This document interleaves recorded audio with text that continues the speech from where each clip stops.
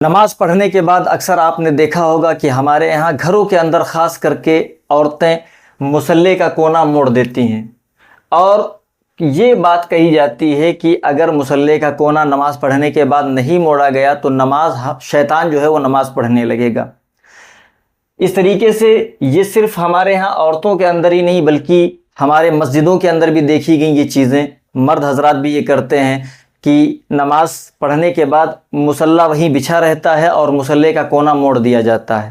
تو کیا اس کی حقیقت ہے؟ کیا اس مسئلے کے اندر کیا حقیقت ہے، کیا سچائی ہے؟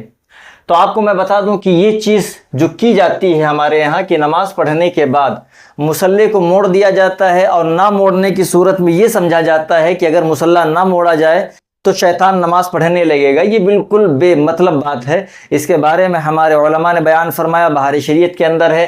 اس طرح سے یہ مسئلہ بیان کیا گیا کہ یہ جو عوام کے اندر رائج ہے کہ مصلی کو موڑنا ہے، یہ بالکل غلط ہے، بالکل بے مطلب ہے۔ بہتر یہ ہے کہ نماز پڑھ لیں آپ، نماز سے فارغ ہونے کے بعد مصلی کو تہہ کریں، اور تہہ کرنے کے بعد پورا اٹھا کے آپ اسے رکھ دیں، نہ کہ یہ کہ آپ صرف اس کا کونا موڑ دیں۔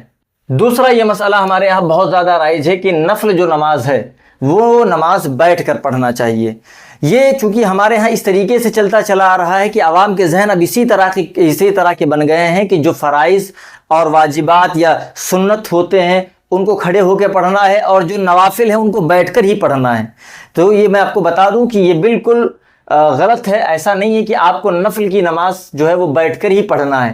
یہ ہے کہ آپ نفل کی نماز کے اندر یہ چھوٹ ہے کہ آپ اس کو بیٹھ کے بھی پڑھ سکتے ہیں، لیکن کھڑے ہو کے پڑھنا افضل ہے۔ کھڑے ہو کے نفل نماز کو بھی کھڑے ہو کے پڑھنا افضل ہے۔ ہمارے یہاں جو یہ سمجھا جاتا ہے کہ نفل نماز بیٹھ کر ہی پڑھنا چاہیے، یہ بالکل غلط ہے۔ اس کے بارے میں یہ ہے کہ آپ کھڑے ہو کے بھی پڑھ سکتے ہیں، بیٹھ کے بھی پڑھ سکتے ہیں۔ یہ چھوٹ صرف آپ کو نفل نماز کے اندر ہے، اس کے علاوہ فرائض وغیرہ میں نہیں ہے بغیر عذر کے۔ اس میں بغیر عذر کے بھی آپ بیٹھ سکتے ہیں، بس یہ ہے۔ اور ثواب کا فرق رہے گا، آپ کھڑے ہو کے پڑھیں گے ثواب زیادہ ملے گا، بیٹھ کے پڑھیں گے ثواب کم ملے گا۔ تو یہ سوچنا کہ بیٹھ کے ہی پڑھنا ہے، یہ بالکل غلط ہے۔ تیسری چیز ہمارے یہاں یہ اکثر ہر مسجد کے اندر دیکھا جاتا ہے کہ اگر کسی چیز کو لے کے دنیاوی کوئی معاملہ ہے اور اس چیز کو لے کے امام صاحب اور جو مقتدی ہے اس کی نہ بنے، کسی بات کو لے کر کوئی چھوٹی سے چھوٹی بات کو لے کر اختلاف ہو جائے تو اس کے پیچھے نماز نہیں پڑھتے ہیں وہ۔